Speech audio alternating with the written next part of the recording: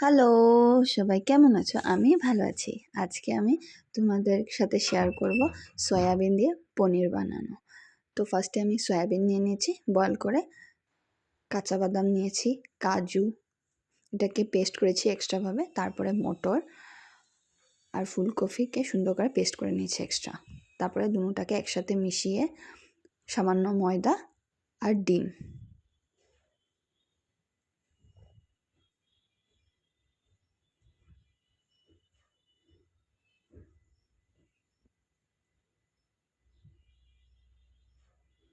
এখন সুন্দর করে এটাকে ফেটাবো।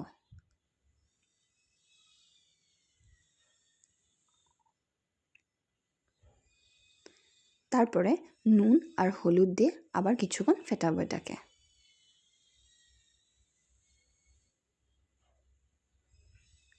এখন আমার ফেটানো হয়ে গেছে, তো আমি একটা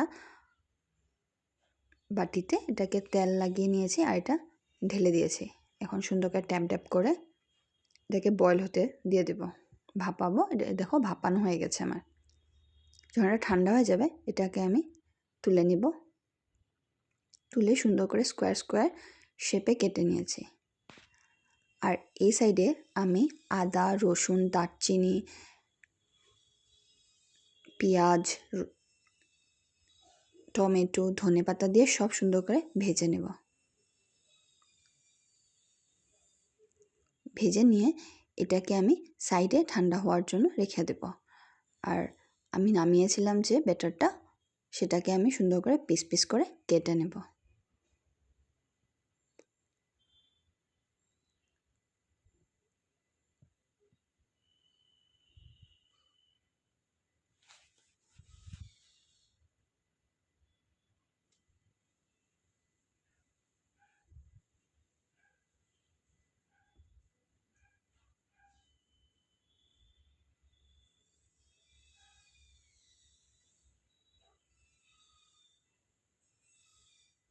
কাটা হয়ে গেছে।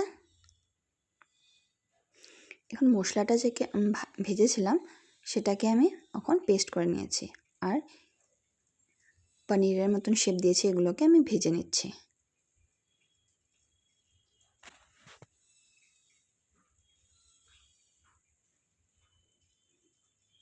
আমার ভাজা হয়ে গেছে, এখন এগুলো সবগুলোকে আমি তুলে নেব। তারপর আবার কড়াইতে তেল দিয়ে জিরে, তেজপাতা আর দারচিনি, লং দিয়ে ফোড়ন দিয়েছি। তারপরে আলু সিদ্ধ করে রেখেছিলাম, মটর সিদ্ধ করে রেখেছিলাম, সেগুলো দিয়ে দিয়েছি। আর সামান্য নুন আর হলুদ।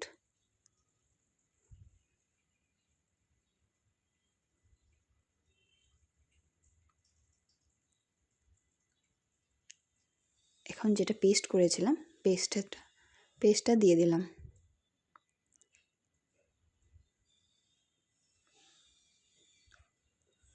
আর 2 চামচের মতন দই দিয়েছিলাম। এখন ভালো করে কষানো হয়ে গেলে আমি জল দিয়ে দেব।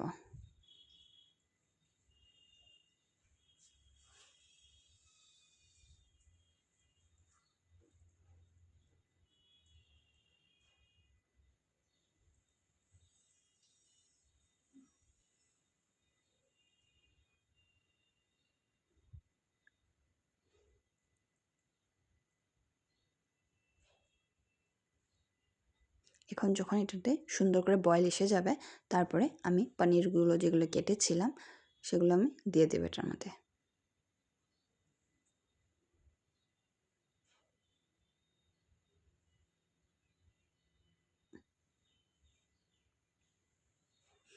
ঝোলটা যখন কমে আসবে আমি গ্যাস অফ করে নামিয়ে নেব।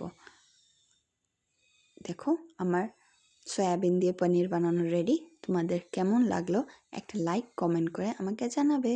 Thank you for watching.